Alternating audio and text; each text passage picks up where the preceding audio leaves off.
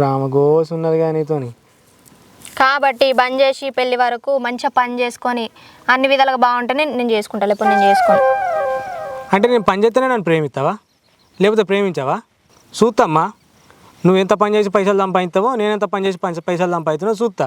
నేనెందుకు సంపాదిస్తా? చేసుకున్నా నేను ఉన్నావు కదా, తెచ్చిపెట్టవా? ఎందుకు చేసుకుంటాను? నేను తెచ్చి పెడతా అని చెప్పిన, నువ్వే 100 రోజుల పని వద్దు ఆ పని వద్దు అని అంటున్నావు కదా. 100 రోజుల పనికి ఏమొస్తుంది? నువ్వు తాగే తాగుడికే సగం పోతాయి. తాగుడు బంద్ చేస్తా అని చెప్పిన కదా, ఇప్పుడే మాట ఇత్తి కదా.